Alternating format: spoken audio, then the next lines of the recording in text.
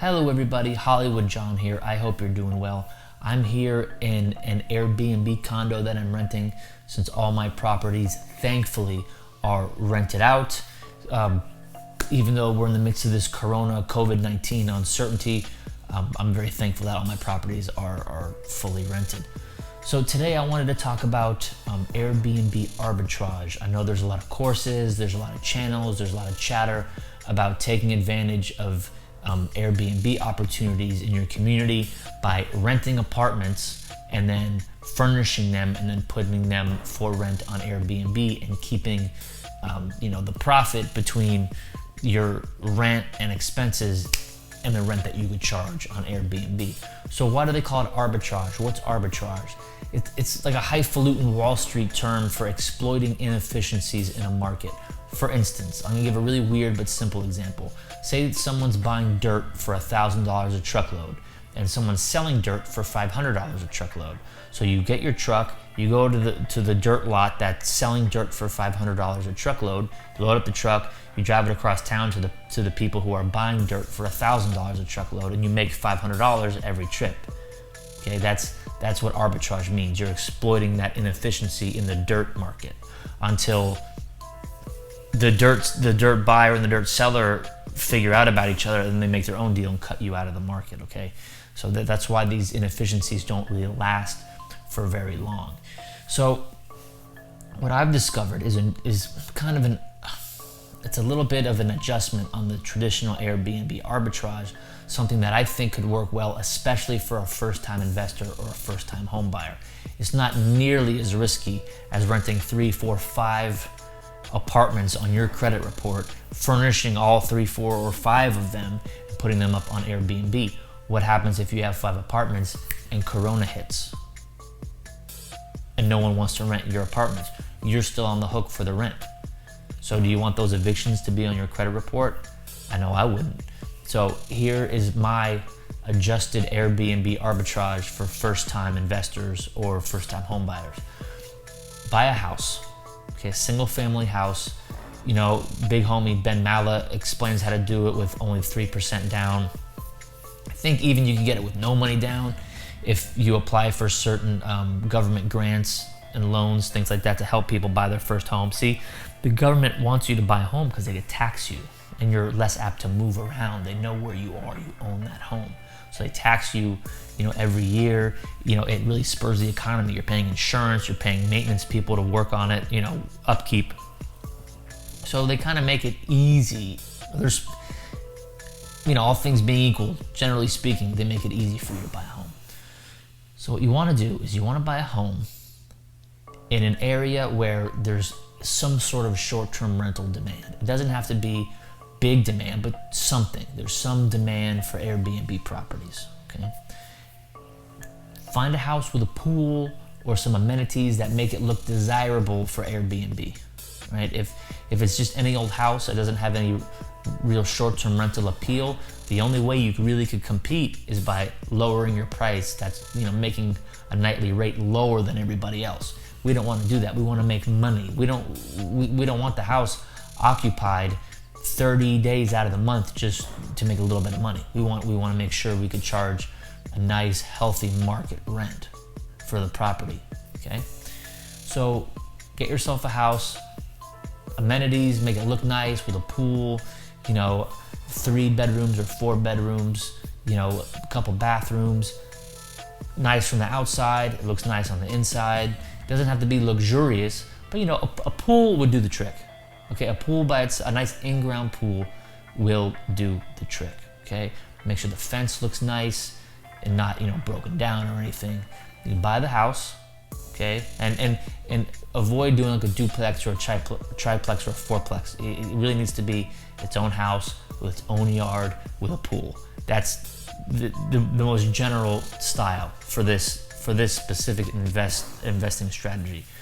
So you buy the house and you make it your primary residence. Okay, you live in the house. You go down to the tax office and you tell them that it's your house. Now the tax collector they're really not that mad if you rent it out on Airbnb. There might be a couple extra forms, might be a couple extra, fees you have to pay, but as long as you keep account of how many days you rent that house on Airbnb, they're pretty cool with it. Now, if you go over a certain amount of days, you might lose your tax homestead exemption. I know in Florida it's called homestead exemption. Other states might call it different things.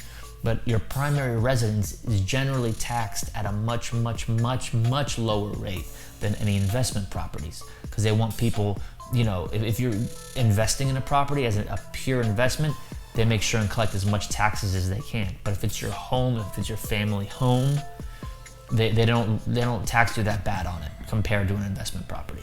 So I know in Florida, I can't speak for other states, but in Florida, I'm allowed to rent my primary home out for a certain number of days every 2 years and still be able to call it my primary home in the eyes of the tax authorities.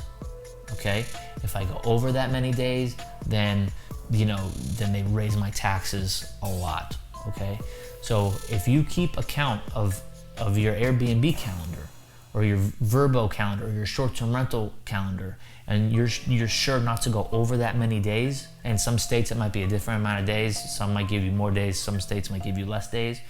I know Florida's on a 2-year system, some states might be on a 1-year system or more than a 2-year system. You could still claim that house as your primary residence. So what do?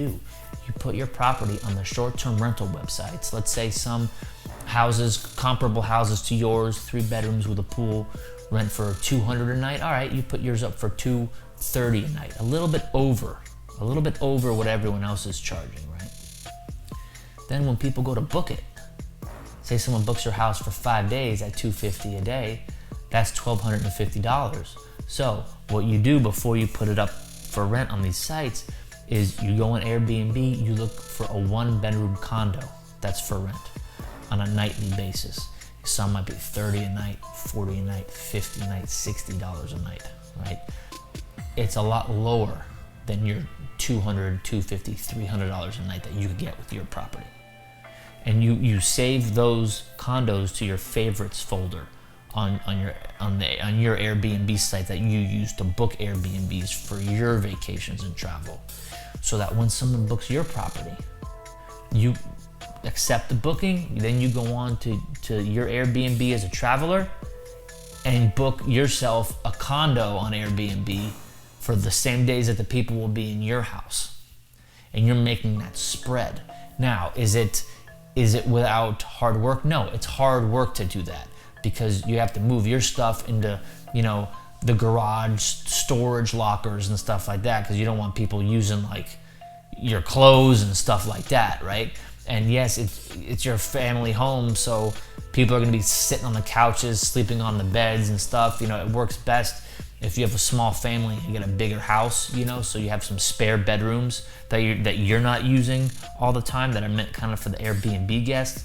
But that's a good way for new investors, for first-time home buyers, to get in on the Airbnb, for lack of a better word, the Airbnb game, the Airbnb investment arena, but not be beholden to a whole separate property that they have to pay a mortgage on by buying an investment property and have to pay a mortgage on that and not live in it, or rent 1, 2, 3, 4, 5 properties that they'll be on the hook for getting evicted from if they can't make those lease payments when there's no one coming in on Airbnb. So people I know have been doing that. They've been buying houses, a nice fence around it, a nice pool, and they've been making their mortgage payment.